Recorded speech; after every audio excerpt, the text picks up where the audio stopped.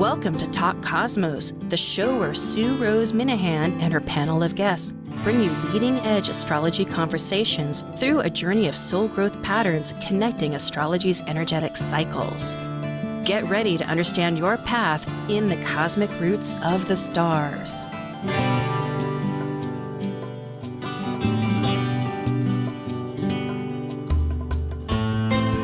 Hello, I'm Sue Rose Minahan, and I'm founding host of Talk Cosmos.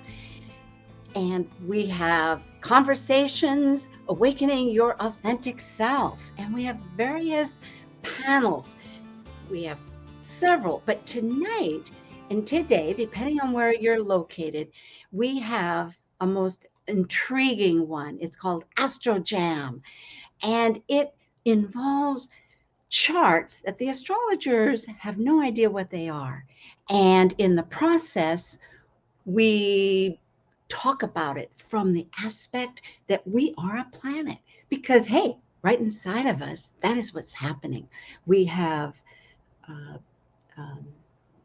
energies that are always dialoguing and talking, and it's this miracle of actually, there I am again. It's like the eclipse right now. Things are coming in and things are going out. We had a whole lot of backstage stuff happening, and we're so grateful that all of you are listening. So the point is, we're going to get right into it, and I'm going to introduce the folks. We have 5 of them. Many of them have been on in different ways before, and it's always a thrill to have these great souls with me. So we have, and I'm trying to get organized here. We have, well, we'll just identify each one of them. Nathan, if you can bring them all 5 on, all of us. Thank you. At the top left is Marie O'NEIll, located in Santa Rosa, California. And yes, and on the top right is Israel Ahosi of London. He's at 9 o'clock at night and joining us. And at the bottom left as the screen is Sean Kelly, also, well, just outside of Santa Rosa, more in Nevada City, California. And then we have Justin Crockett-Elsie, that is in the state of Washington on the peninsula of Port Angeles and also in Seattle. So I'm going to have each one of you identify what your website is, because everybody can get a hold of you at the Talk Cosmos website. Marie, why don't you start, and then we'll go to Israel, Sean, and then Justin. Sure. Hi. My website is padmalifecoaching.com, and I can be reached through that website at marie@padmalifecoaching.com. You can reach me there. You can reach me through my book website, which is marie@andthelotusopened.com. I've got several. So anyway, those are the main 2.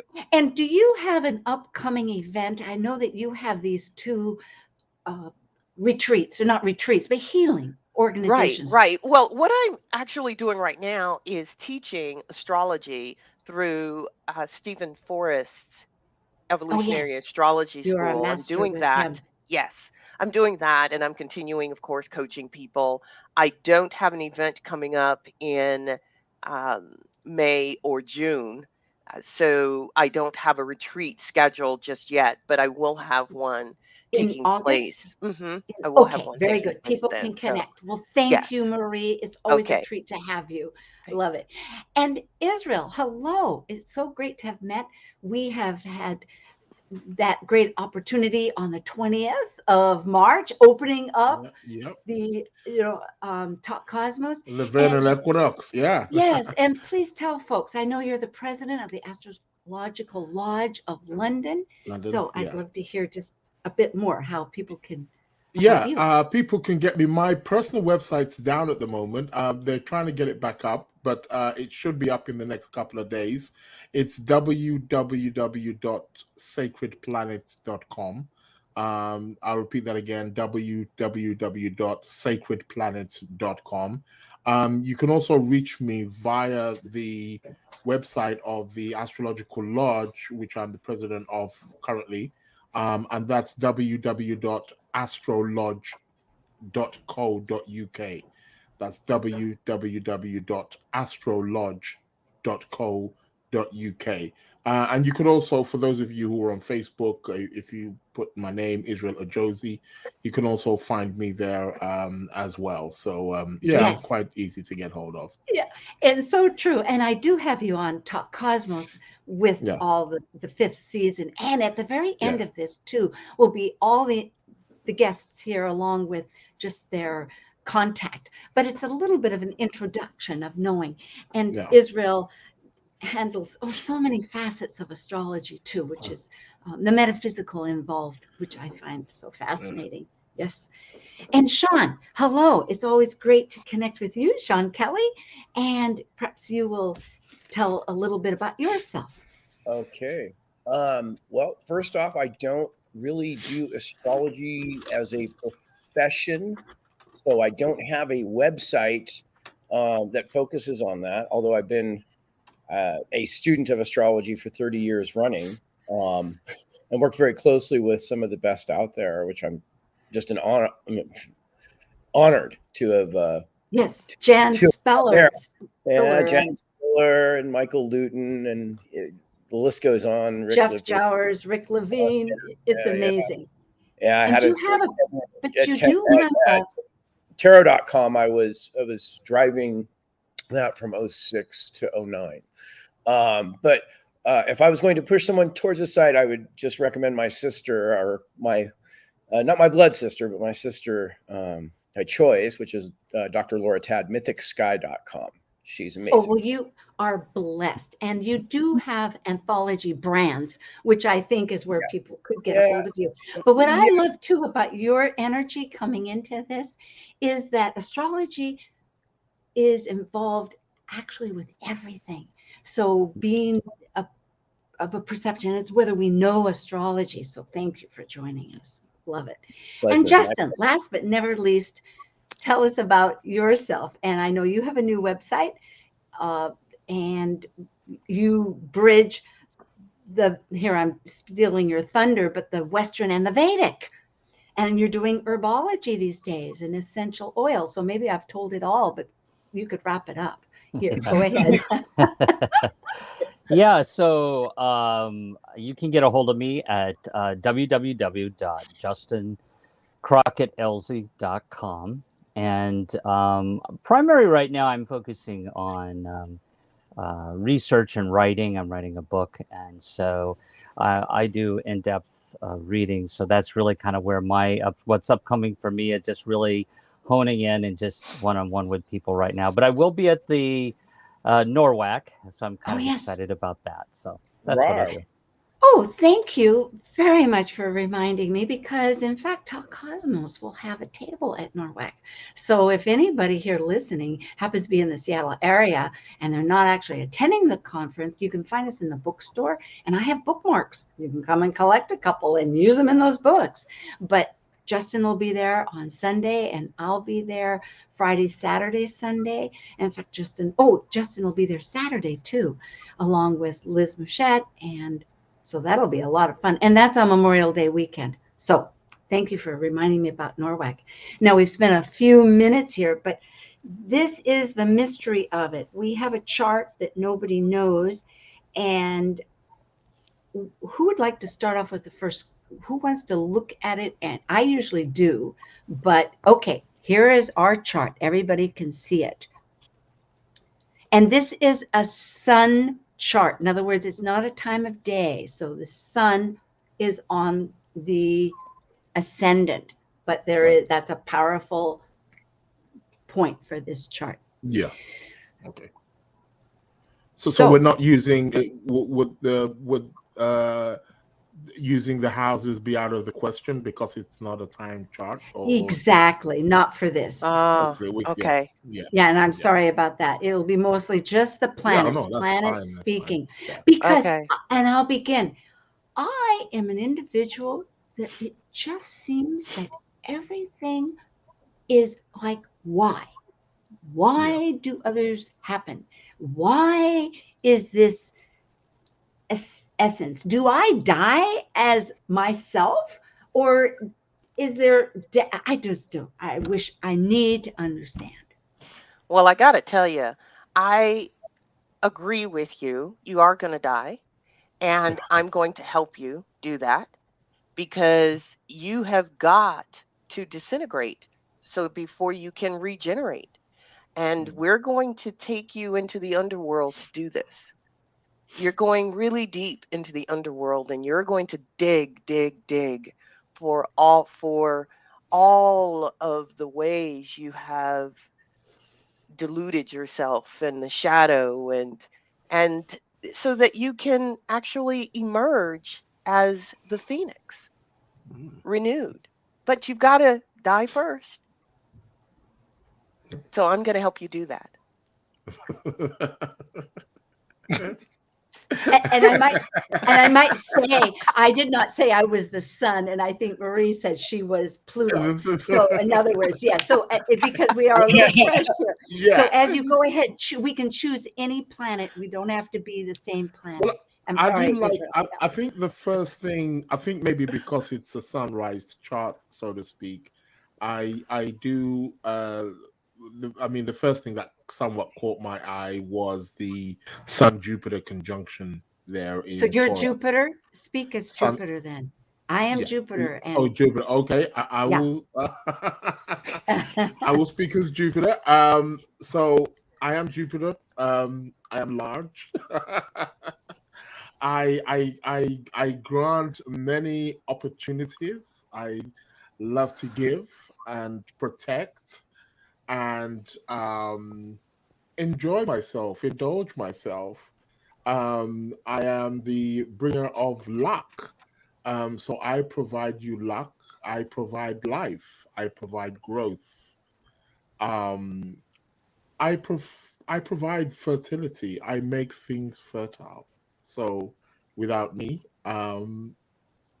nothing grows, nothing expands. I'll go with I am Mercury, and I am in my house. I'm in my place. I'm in Gemini, and I like where I'm at. I'm articulate here.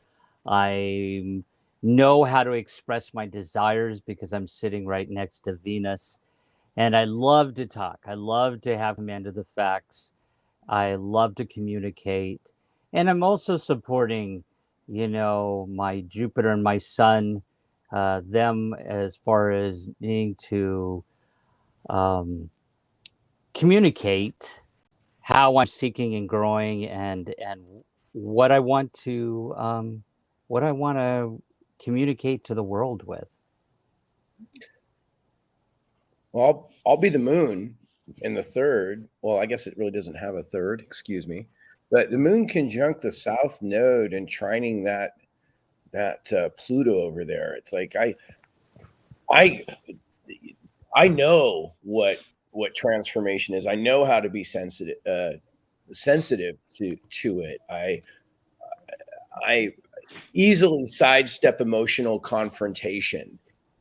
And I thrive at bringing nurturing through all of that. In fact, I know it so well. Kind of out of balance with, the dad stuff. Really, I'm like a super mom. I've been a super mom forever. Oh, mammy. Oh, my goodness. Well, I should not say that, but my mother, it's like I am the father. I am that part of you that needs to really restrict. I am Saturn. And I know that you get so deep trying to figure out really, it's like part of me wants to sense the realities that are beyond all realities, but really my part is to somehow find that vessel, that structure. I really struggle a lot with knowing how to release too much of that struggle, that essential part of me that wants to know that my boundaries are here and my boundaries are over there. And it just seems that I'm always worried about the nurturing, and then again, yes, those deep emotional part of me in my moon nurturing part that does think of myself as the mother. But hey, who's the mother anyway? Can't the father be the mother? I mean, what is this? I just think I need to unify, or need to get my manifestation settled. I am the North Node, and I'm here to pull you towards your destiny. I'm actually what will help you heal, because you, as the moon, as Saturn, this is what you've done down through lifetimes. This is who your karmic story. And you've had an issue with boundaries and with structure, and I'm here to help you set those boundaries. But the problem is, to help you do that, you have to heal first, because you're not hearing me. I'm rather dormant right now, sitting here in Capricorn. I'm the one who will help you climb that mountain to reach your goal. I'm the one who will give you the gold after you reach the summit. But I am just sitting here waiting on you to do your deep work so that you can have what you want. I'm Ceres. I am an Aquarius, and I'm really here to help you, show you how you are nurtured in this life and in support of your thinking and your communications. And because I'm in Aquarius, I am really nurtured by being out there in social media and talking to people in a larger group. And where I'm showing you lessons because I'm in opposition to your Saturn in Leo, I am teaching you a little bit about ego within the group space. And so I have to, as series, listen to what Saturn's telling me in Leo, and really trying to balance how I'm noticed in a group and my communications in the group.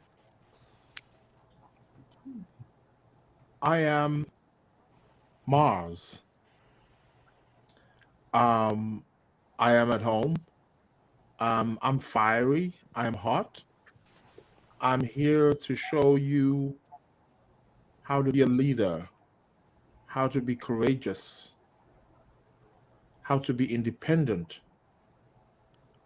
how to be brave.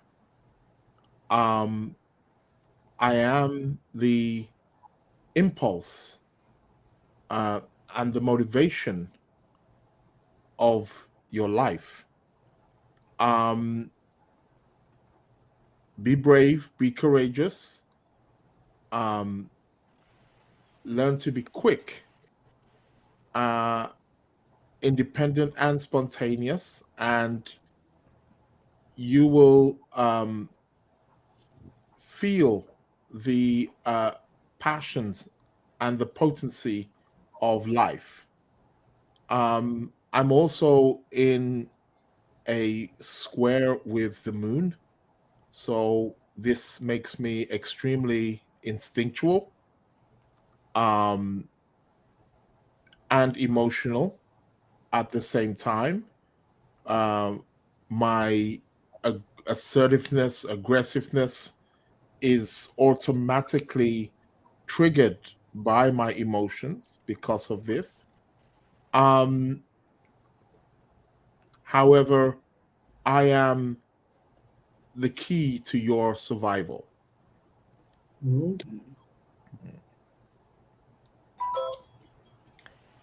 I am Venus in Gemini, and I like to attract people to me who I can communicate with, who want to hear me.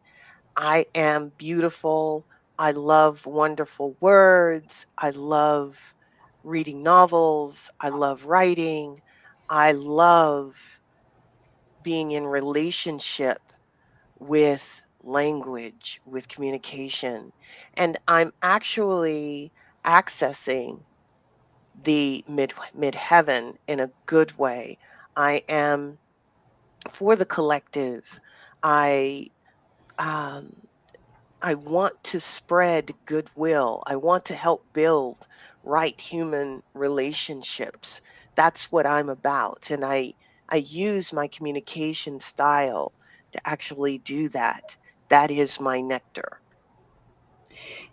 And I am Neptune.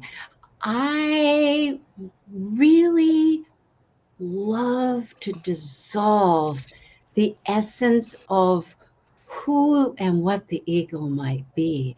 Is it really oneself, or how might it be that, because I too look to the structure of life and with Saturn as the, but I'm letting that, but in this sense, releasing, and it's, there's so much that I see that connects, and there needs to be a greater spiritual connection that we can understand, that will be our our our our our fun, our basis, our basis.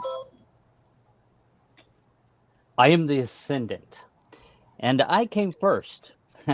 I'm in Gemini, and so I'm your mask to the world. I'm showing you how you move forward in the world. And so in Gemini, I'm the child.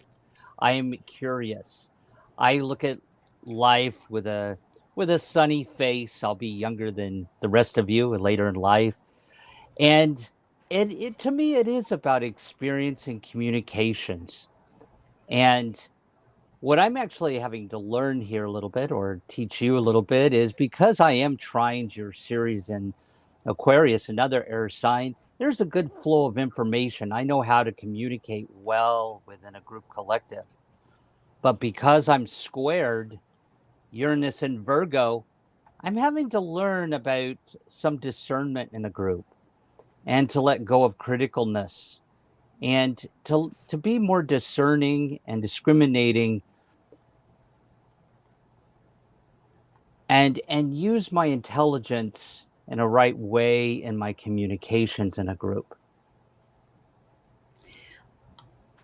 I thank everybody. And Sean, did you have one last thing? Because we're going to tie that. I'm going to tell you what chart this is in a moment. Yeah, thanks for asking. You know, I fixated on the Neptune Venus in conjunction, or where they're just it's almost like human love and what spiritual love is kind of out of sync.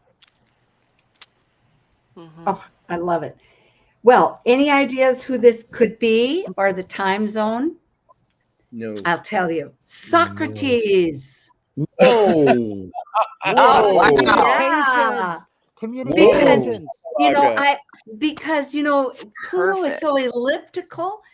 Pluto lasted like 1,000 years, I think. Oh no, Not at that. No, not Wow. 1,000. Yeah, but a long time in it was In the Scorpio? it was the age of Scorpio that lasted so long. Well, okay, I'm getting mixed up here, but I know that Egypt, it was a long time because it's elliptical. I mean, right now, Pluto is in Capricorn, but when it was in when I believe when it's in because when he went through, that's right, it's the shortest amount of time. That was the shorter. Yeah. When he was in Taurus, he spent about up to 30 years. Yes, that's right. When that's he's right. at that Okay, side of the Yeah. Flip me away. I'm sorry. And the year is a little bit different. I read astro.com. It has 467 BC on May 20th. And unfortunately, I don't have the next chart. I can't remove that. That's And amazing. yeah. And then others, I happen to be part of a historical ancestor. ancient history, and they Right. said it was 470, so it's a little bit wobbly. But we will see in this chart, this could tie in with, because right now the nodes happen to be 22 degrees. Anyway, we will set with this, but It's a beautiful Socrates, chart. Beautiful chart. It really is. Yeah, the way the nodes lay out indeed. to the sun and the moon sun sextile, it's really incredible. Yeah, and then when you even look at the chart, it's a bucket, or with Pluto as the handle. At the handle, yeah. Yeah. And now we know he had mother-daddy issues. Yeah. Yes, Well, he you did. know, now he was a student of Plato, and when I read about this, and I have a wonderful site that is at the end that you could read that tells there's so much about it, but he had a different view from the Athenians, because they believed that the world had chaos, Gaia, and Eros. But he felt that if we applied ourselves to the loving factors that he thought that the universe and God was really giving, that we would emulate that. And that there was, so the love factor really was huge. I think that's what you were tying in, Sean, at the end. But everybody had that ability. And of course, people didn't agree with him. I think he was killed. So Yeah, he was. yeah, he talk about that Virgo. He had a lot of criticism that square finally, but yet he is one of the foundational platforms, along with Plato and then his student Aristotle, that is the basis of Western thought, whether it's England or the United States or Australia or anywhere. So they killed the messenger. Yes, that's true. Marie, didn't you start off with that, with like, I'm going to help you die? Uh-huh. Yeah. Oh yeah, that's right. Yeah, but in a way, he was really looking at the fact that because one of his big ideas was that if we see our gods as accurately, then our lives won't be confused, because in their mind, the gods could be good or bad, and it was confusing. And he was saying, no. Well, they're both. Well, the point is, what was his lesson? What was he supposed to get out of that incarnation? I mean, he had great gifts that he was given, but you know, I look at this chart, and what comes to mind is the person who specializes in, say, being the cobbler, but the cobbler's children have no shoes. I mean, this is the way I'm looking at this. Well, he said there's two things that are in history when you write about. One was piety. He felt that piety, which I think maybe got a little carried away with some religions. But the point is that if we, because really at that time, it was like with Plato, it was the idea of the perfection existed and then emulating the perfection, or was it that we emulate the perfection, then we see the perfection? So it was very philosophical instead of so literate that later became. And the other was that life had a purpose. So perhaps his purpose was just to clarify things, along with, like we were saying, like Mercury wanting to connect so much and wanting to. And I think it's rather interesting that he's got these planets in Gemini. Especially Mercury, and he didn't write a book, according to there's nothing written. There's nothing written by him. It was all right. But his students that came later, Plato and Aristotle after that also as well, were did obviously write things down, but it seems like he had this great idea, and I think that Sun Jupiter probably also is the philosopher that can be a philosopher, Sun Jupiter. And the courage that you brought out with Mars, and then with Ceres that Justin was speaking of, of the group and nurturing that, and so it really was more instinctual, because his sun is in Taurus. He's not. He has verboseness, but yet he is more of a picture person. I would say. Oh, go ahead. No, I was just going to say that it's fascinating that in esoteric astrology, Venus is the ruler of Gemini versus Mercury. So what he has here is the esoteric and the exoteric rulers side by side. To me, he was an advanced being, soul. That's just my take on it. Yeah. He had to be, his consciousness had to be more advanced than the average person when you look at it this way. And the meaning of Venus and Gemini is really about right human relationships. I mean, exoterically, you've got the twins side by side, the personality and the soul. Whereas if you're looking at, this way, it's the higher consciousness and the lower consciousness. Yes, lateral instead of hierarchical. Yeah. And thank you, Marie. Yeah, and I was going to say really quickly before we have to go to stage break is that I think, you asked the question ultimately, what was his lesson? Because we always talk about how he was to the world, but nothing, internally to him. I think Marie hit it on from the very beginning, because anytime I've seen a person with Pluto on either the ascendant or descendant, and it's really, and he's got it in Scorpio, so it's almost like he never really. It's almost like he's in constant transformation of his own self here. Yes. And because it's in opposition to the sun, so it's almost like, who am I? So he, from that perspective, internally, Pluto is our master, what we have to master. He was having to master really who he was. Yeah. And life. Right. Yeah, he was. Because Scorpio is always saying, it's always taking away what Taurus has. Because I mean, in an opposition, because it wants Taurus to keep refining. Well, thank you all. I know that each one of you, and Sean, all of you have wonderful. Well, we are a little past our break moment, and we'll keep that, and we'll come back for a second, because I want to do a tri-will afterwards, which will be very interesting. So we'll see you soon. Astro Jam.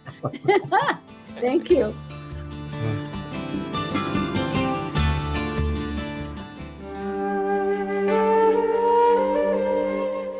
While we take a break from this week's edition of Talk Cosmos, let's take a look at this cycle's archetype. We're currently in the period of Taurus. By leaving a cycle based upon initiation, the energy of Taurus integrates spirit into a solid form of matter that is tangible and physical. It's an earth sign, concerned with self-sufficiency and the values to maintain the strength of a life form throughout its survival.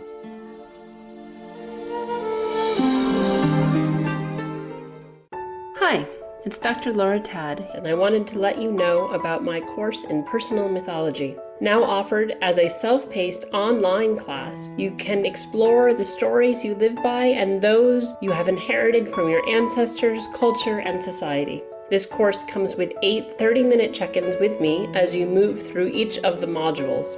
Enrollment is ongoing. For more information or to register, please go to my website, mythicsky.com. Talk Cosmos brings you leading-edge astrological conversations with hour-long programs each week on KKNW. The show goes live every Sunday from 1 to 2 p.m. Pacific.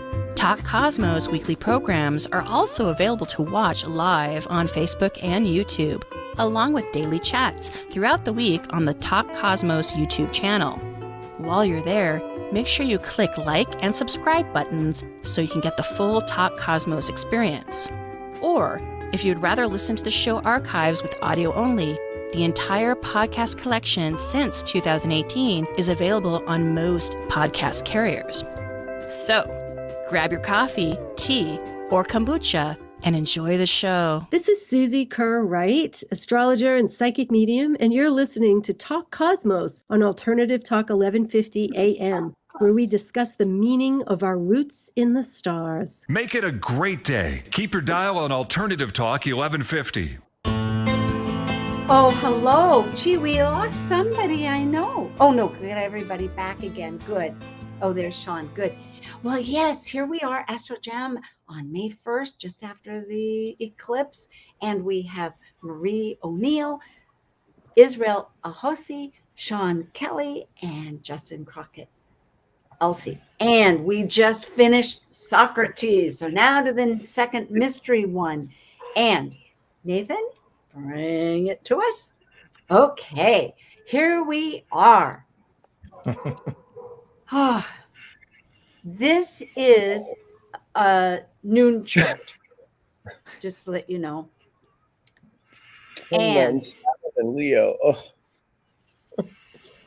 You know, it's again, I'm going to come from Pluto.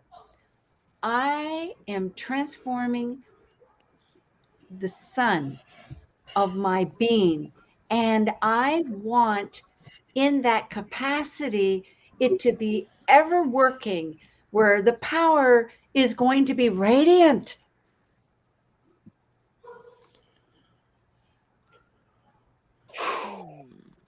I will take Venus. I am Venus. I am in a sign that is very hot and somewhat contrary to my way of being. However, I bring beauty. I bring creative beauty, and I am next to the sun, so I also beautify the sun, who is the ruler also of the ascendant. So my being in Aries allows me to be an independent person. I don't conform to the traditional way of how my perhaps my involvement with relationships, how I attract, how I go about expressing my sexuality,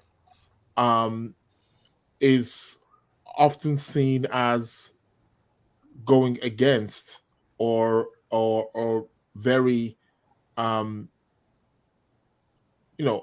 unconventional in some way. However, I am fiery. I can be feisty.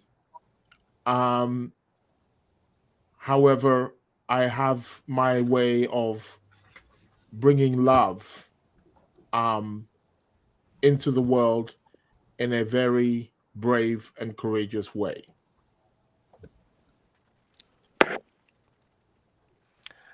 Well, I am Mercury in Aries. And of course, I am an initiator when it comes to conversation, when it comes to communicating. I am that spark, that initial sparks that gets the ideas going. And I can be very forceful when I choose to be. And, of course, I'm right. I'm always going to be right with my communication, with what I say. And I'm going to be on stage. I'm going to take the lead. I'm like a Maserati. I'm going to be out front and I'm going to stay there with my communication. And because I am in a great, great communication with Saturn, there is a purpose to whatever it is I say. Even though I do seem ungrounded with my communication, there's actually a great grounding there, and I find myself full of ideas. The ideas just flow like drinking water to me, and I put those ideas into action.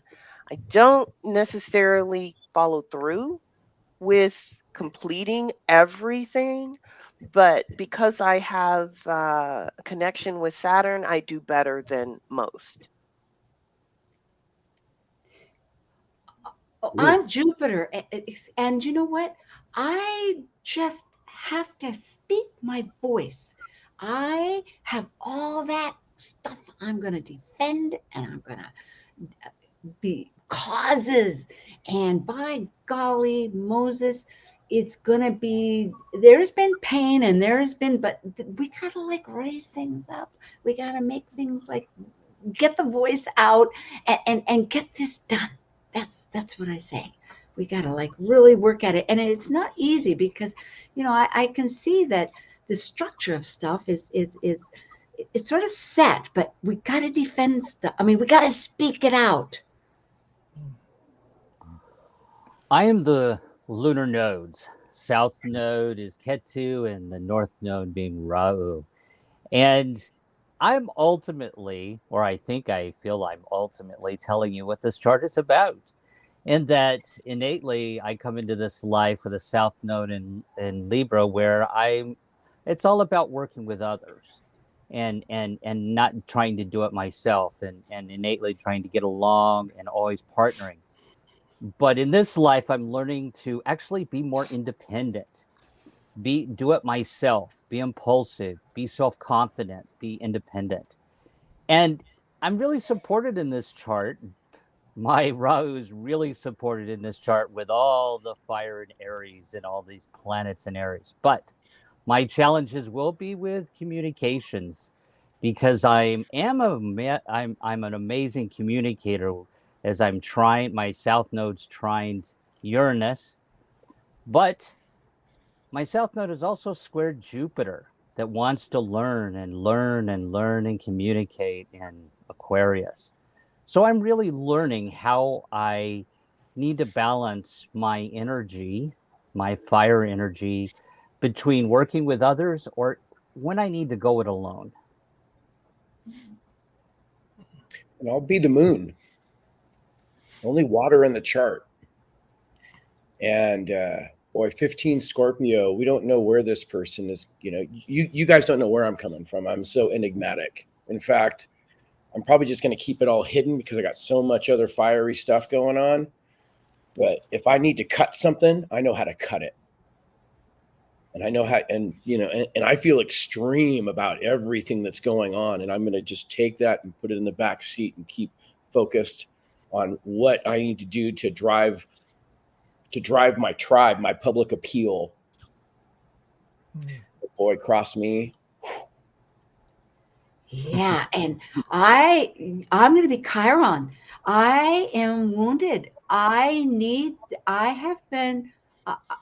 have felt these wounds and of being crossed and the anguish and my philosophies and how to get my voice, that voice out. So I am so grateful. I am grateful that I have some emotional backing, even though I have no way of connecting with it. I will be the sun. I am exalted since I am in the sign of Aries. I am the ruler of the ascendant. So this provides me a stage, a presence to be seen, to shine, to somewhat be adored.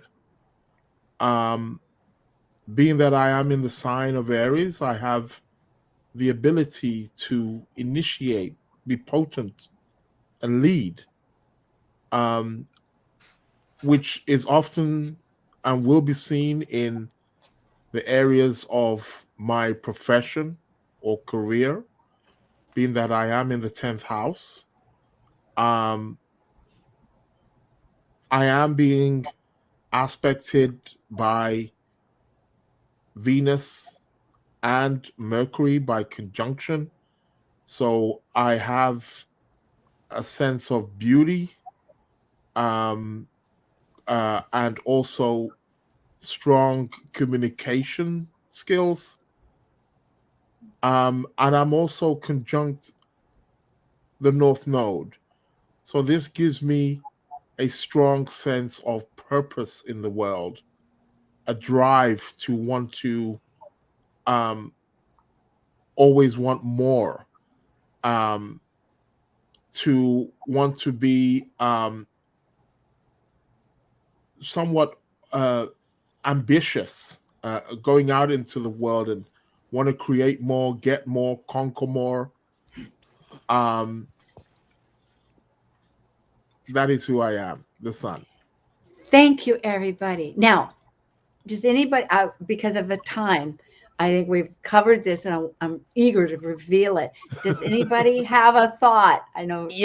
I was looking at this, and it's still, I think it's a genius in a lot of ways. And the reason I say that is because Uranus and Gemini it's connected to the nodes. Yeah. It's connected to the nodes, and it's connected to the ruler of Gemini. Yeah. Yeah. Well, I like it to say this person's really driven. Yes. And Sean, Maserati is it, right? Yeah. All fire and air. Yeah. And then with that water, that's so important. Okay. This is NATO. What? Wow. NATO? Whoa. NATO. Oh, wow. Woo. Yeah. April Wow. 14th, I believe. I've got it listed. Ooh. And it was Wow. 1949 in Washington, D.C. And I put a noon chart on it because it's hard to know when they stamp those. But look at that powerful stance of defense and having a voice, and then yet in that deep emotional, like you caught that, really like, boy, this is about life and death, and then all the whole business. Nathan, can we go to the next slide? Okay, now I'm not going to go big into this, but I'm going to show you a tri-wheel, and just to identify that this is going to be one of the charts, which was yesterday, which was a solar eclipse at 10 degrees. And this, of course, is exact, and it's in East Coast, although I didn't do it. Okay, so now, Nathan, can we do the next slide? Okay, here is a tri-wheel. Now, I did 2 tri-wheels. One starts from NATO's standpoint. This is NATO in the middle going, I'm NATO. And I've got this eclipse. And how can I, as a Western person in this world that we're living in, what does Socrates even have to say about it all? Because if we look at it, interestingly, we've got NATO, which is the middle, the inner chart. The inner chart, yeah. And the eclipse is the one in the middle, and then the one on the outside is Socrates. And maybe I saw it a little wrong in my head here, but at any rate, because of the 22s. But the point is that if we take the solar eclipse, and maybe what it's saying, if anything, I mean, this is like bridging in my head, taking the north node of our solar eclipse and trying to find a connection with what maybe the essence of let's see, NATO. Nathan, can we do the last slide? Okay, this goes from the solar eclipse. Right. Okay. And I don't know if either one makes a great deal of sense. Do you think you like the other one better, or do you like it coming from? I like the other one better. Let's go to the other one better. Okay, let's go back. Yeah. Go back. Yeah, because I think wasn't Socrates' sun conjunct the eclipse, conjunct the north node? It's close because the eclipse is at 10 degrees and Socrates' sun is at 22 degrees. So okay. Not conjunct, but in the same sign. Yeah, it's in the same sign. Actually, I think that's picking up an essence. NATO and the north node are exact 22 Taurus. Right. See? Yeah. The sun and NATO's north degree. So it is really a matter of trying to say, like, aligning ourselves and that it is the good. But I'm just saying they're much more powerful than I actually thought that they were. So you're saying so it's Socrates' sun, which is on the north node, which is conjunct the north node of the eclipse Right, that's what I was looking at. Of the eclipse, yeah. And I'm seeing Jupiter-Venus conjunction for the eclipse is right there, sextile his Jupiter. that plays too. Yeah, definitely. But you know, bringing it back to today, and I don't want to, you know, just put Socrates aside, but I'm more interested in what the solar eclipse is saying to NATO. And what really grabs my eye here is this Pluto-Jupiter in synastry, this conjunction, as we know that Sweden and Finland are about ready to join NATO, that Pluto in Capricorn, conjuncting the 0 degrees Jupiter in Aquarius, we see the change of structure of NATO right now. Yeah, we and then of course, what also jumps out at me is the Chiron in Aries.